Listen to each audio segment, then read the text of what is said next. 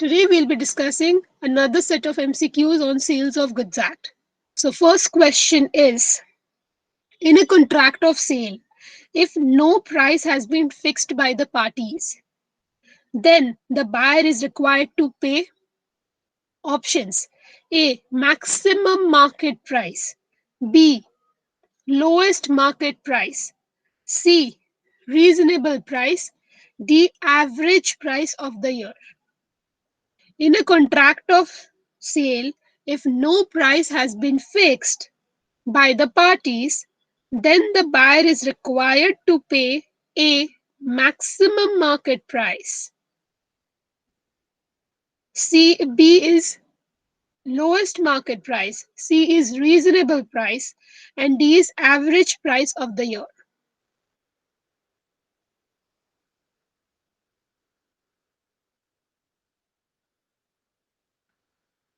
So most of the answers are coming and they are correct. That is reasonable price. Reasonable price is a price where is a, I would say, residuary method at the 9 by 2 defines reasonable price. We had done that when we were doing the concepts and the definitions. So reasonable price is paid when the price cannot be determined using any of the methods which are present under section 9 by 1, then the reasonable price is paid. So the correct answer for this question is reasonable price. So you can mark yourself one as well. All those who are participating, they have answered correct. You have to identify the essential elements of the contract of sale. Options: A, at least two parties; B, subject matter must be goods; C, none of the above; D, both A and B.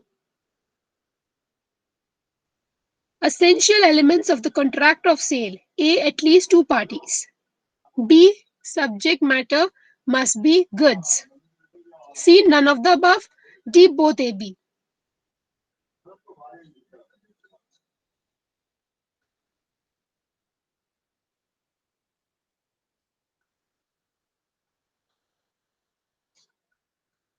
So I've got the mixed views here. Let's discuss this. Essential elements of a contract of sale are at least two parties are required to make a contract, that is, one a seller and another is the buyer. Next, the contract of sale, the subject matter of the contract of sale are the goods, and the goods are movable property under the Sales of Goods Act. So the correct answer for this question is option D. Both A and B are correct. An agreement for sale of goods which provides that the property would pass to the buyer on full payment of price and execution of sale deed is: A, sale; B, agreement to sell; C, hire purchase agreement; D, sale on approval. An agreement for sale of goods which provides that the property would pass to the buyer on full payment of price and execution of sale deed is: A, sale; B, agreement to sell; C, hire purchase agreement; D, sale on approval.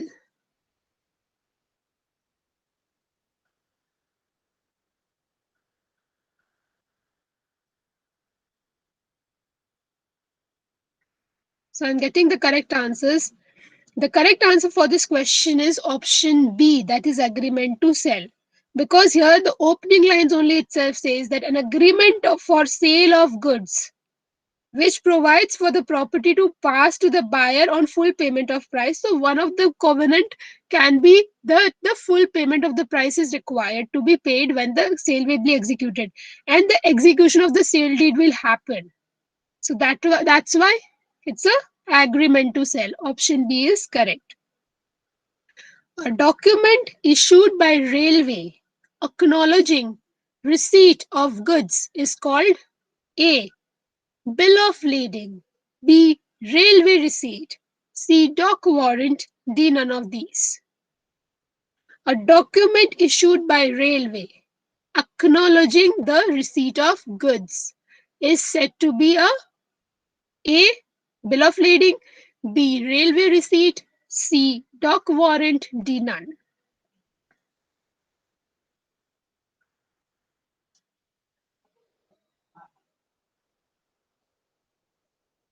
This can't go wrong. This is an easy question.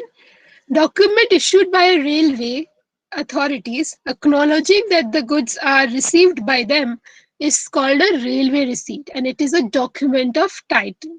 Fine. In a contract of sale where goods are lying with the seller, in a contract of sale, when the goods are lying with the seller, the risk of loss of goods will be borne by A. Buyer only, B. Seller only, C. Either buyer or seller, D. Both buyer and seller. In a contract of sale where the goods are lying with the seller, the risk of loss of goods will be borne by A. Buyer only, B. Seller only, C. Either buyer seller, D. Both buyer and seller. Apply your mind. Question is most trickiest question. In a contract of sale where the goods are lying with the seller, the risk of loss will be borne by whom? A. Buyer, B. Seller, C. Either buyer seller, and D. Both buyer and seller. I am getting the mixed answers for this question. So when the goods are lying with the seller, what does this imply? It implies that the seller is just holding the possession of the goods. The ownership of this is already being transferred to the buyer. Now, what should be the correct answer for this question? The correct answer for this question is yes. Now the correct answers are coming. So that is called the interpretation of law, which we need to do. So the correct answer for this question is option number A, that is buyer. The goods were lying with the seller. It was not said that the seller is the owner of the goods. So the correct answer is option B. Try to pick up the words from the question itself to mark the correct choice. Q sells 100 tons of rice to P. Q sells 100 tons of rice to P for 50,000 per ton.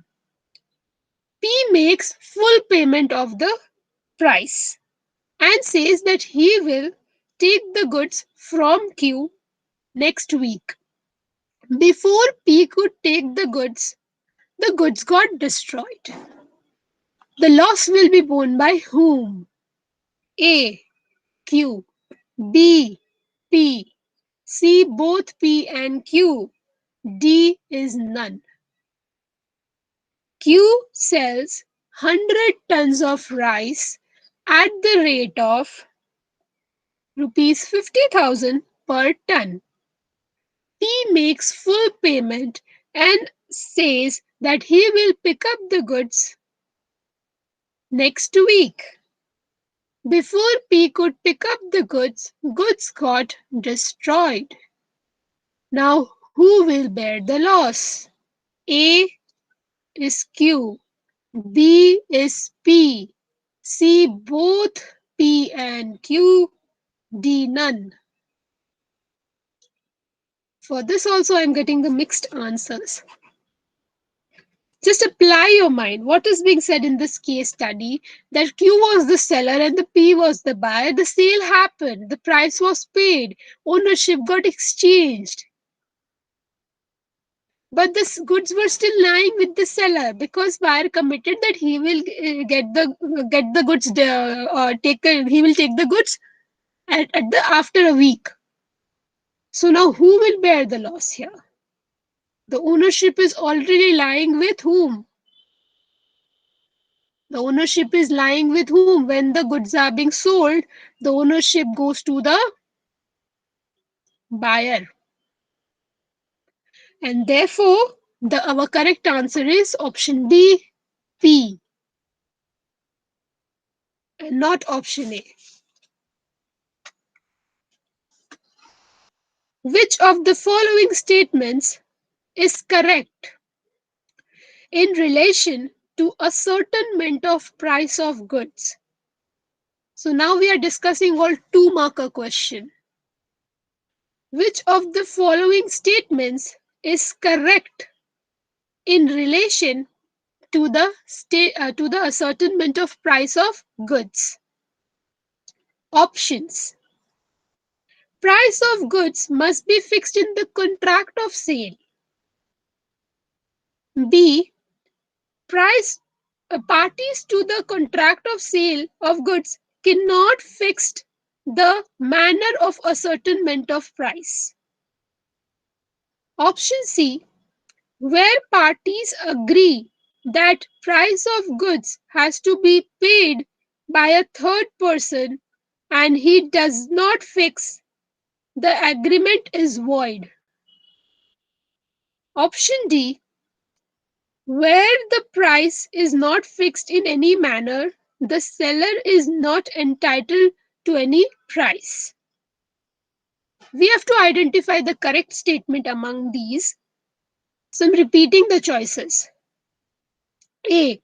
Price of goods must be fixed in the contract of sale.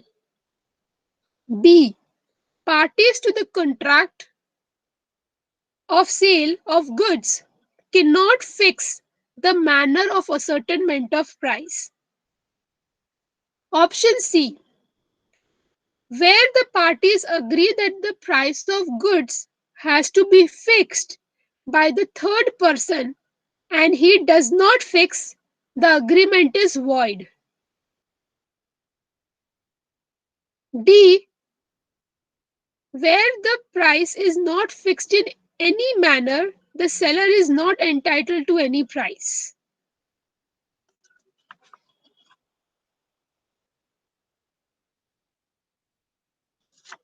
So, which one is correct? We have to identify the correct statement. I'll again repeat the statements. A. Price of goods must be fixed in the contract of sale. B. Parties to the contract of sale of goods cannot fix the manner of ascertainment of price. Option C. Where parties agree that the price of goods has to be fixed by a third person and he does not fix the price, the agreement is void. Where the price is not fixed in any manner, the seller is not entitled to any price. I've got the answers. The mixed answers are coming. The correct answer for this question is option number C and not option A. Option C says that where the parties have agreed that the price of goods has to be fixed by any third party, so we are talking about the valuation case, right, where a valuer will be appointed and he will be determining the price. Then, if a valuer is unable to determine the price, the agreement is void because of the want of price. The agreement cannot be put forward, right? So they have to end it. So option C is correct. And regarding option A, that price of the goods must be fixed in the contract of sale, it doesn't matter. Under section 9 by 1, we had discussed around three methods in which we can determine the price. So it's not always that the price should be fixed in the contract of sale itself. So option A is not always correct, right? So the correct choice is option C. Price can be fixed in other ways also. Never it's like that every time you have to put it in the contract only. So correct answer is C. So congrats to both Ashish and Chirag. Very wonderful question this one and they correctly answered it. So acknowledgement from my side. Next, which of the following is not an essential element of the contract of sale? Which of the following is not an essential element of the contract of sale? We have to identify not an essential element of a contract of sale.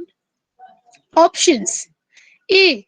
Existence of essential elements of a valid contract. Existence of essential elements of a valid contract. B. Payment of price at the time of contract. C. Subject matter of contract must be goods. D. Two parties, that is, seller and buyer. Which is not an essential element of a contract of sale? So A is existence of essential elements of a valid contract. Existence of essential elements of a valid contract. B. Payment of price at the time of contract. C. Subject matter of contract must be goods. D. Two parties, seller buyer.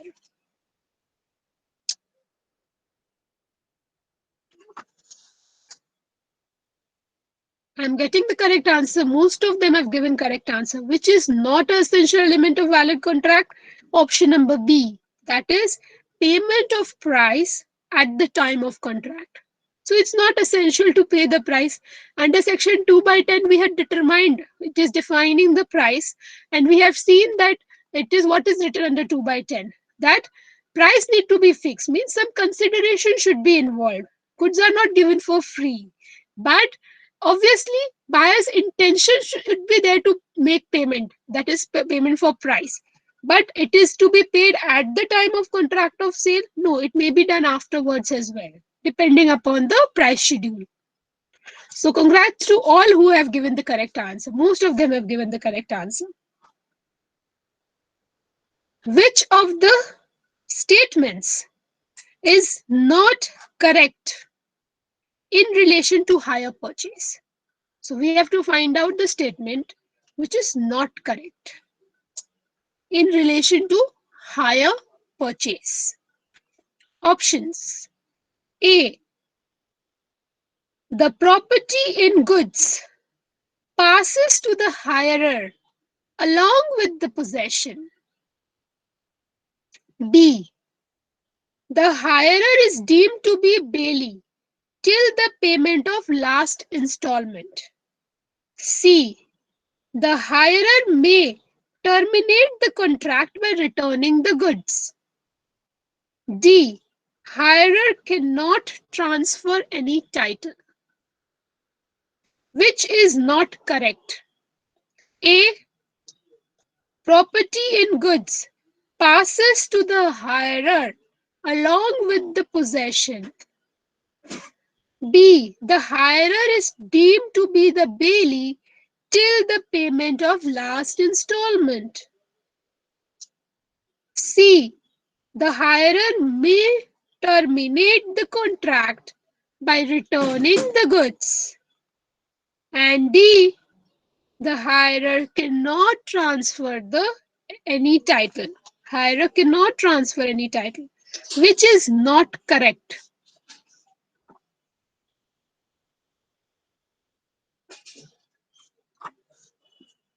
So we'll discuss about the hire purchase now, the concepts.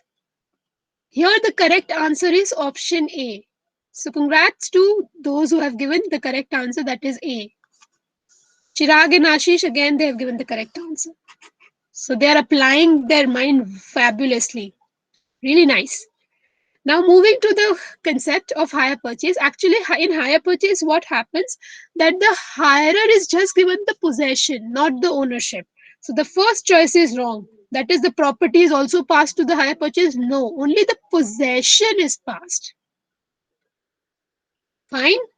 Other statements are correct, that the hirer is deemed to be the bailee. So the position of the hirer in the hire purchase agreement is of the bailee. So he is just having the possession. So he is termed as a bailee. And he will be the bailee till the last installment is paid. And the hirer can anytime terminate the agreement by giving back the goods. So if the agreement was of suppose 12 months to use an asset on hire, So if his work is completed in suppose 9 months, so he can return the asset and he can terminate the agreement. So hirer can do so that he can do this, and the hirer cannot transfer a valid title to any other bona fide buyer. So he cannot transfer the goods which he has, right? Because he is not the owner of it. Which one of the following statement is not correct? So we have to find out the statement which is not correct. A. In an agreement to sell, property in goods passes to the buyer. B. Sale is an executed contract. C. In an agreement to sell, loss of goods is the liability of seller. D. In sale, the seller can sue the buyer for price.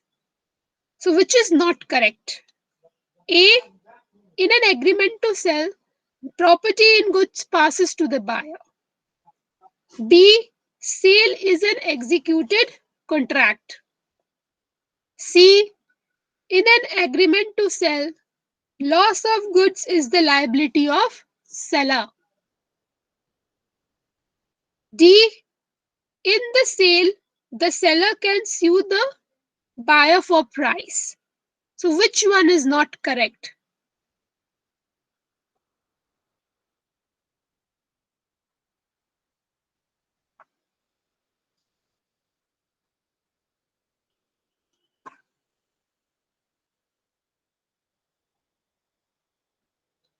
I'm getting the mixed answers, but the correct answer for this question is option A. So, congrats to everyone, those who are giving correct answers. That is option A. Now, let's discuss these questions. Most important statements are made, right? And these are all two markers. So, first one is, which is the wrong statement. In an agreement to sell, property is not passed instantly. So, we need to wait for get that agreement get executed. Fine. So it was our correct answer. Now moving to the other statements which are correct. Sale is an executed contract, whereas agreement to sell is an executory contract. An agreement to sale. People were confused between this choice. That is option C. Many people have given option C. That is this is not an incorrect statement. It's a correct statement. In an agreement to sell, the loss is borne by the seller. So that is correct. The liability is of the seller. Next thing, in a sale, the seller can sue the buyer for price. Yes. If the buyer is not giving the price, the seller has a right to sue the buyer for price. So now I want the scores. How much did you got correct? Which how many questions are correct from all participants? We got a very good participation today. So let's hear from them in the chat how many questions they got correct. Till then I'm calculating how many we had discussed.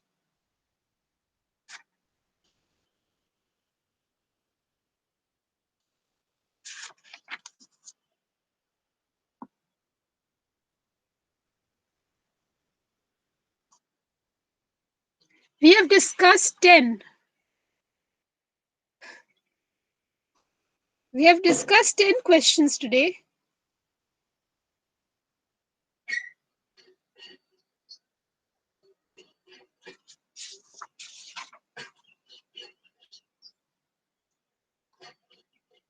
So out of 10, what's your score?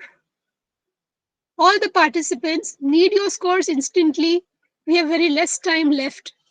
We need to conclude the session as well. Okay, Ashish, congratulations. He got 8 on 10. Chirag 9. Keshav is 8. Abhishek 7. Very well performed. Means good performance from all. Yash has got 7. Arnav 7. Wow. Jalak has got 8. Good. Well performance. And you have answered most trickiest questions. The two markers were really tough for anyone who will do it for the first time. So all the participants, kudos to everyone. Now we'll rate the session on the rating scale of 5. 5 is the most beneficial session, 1 is the least beneficial session. So how much rating you want to give? Difficulty level of the questions, how the participants performed, and how the audience liked it, and how the participants themselves like it. So we want the feedback. Everyone should give it. 5 is the most beneficial session. 1 is the least beneficial session. So how many stars you want to give?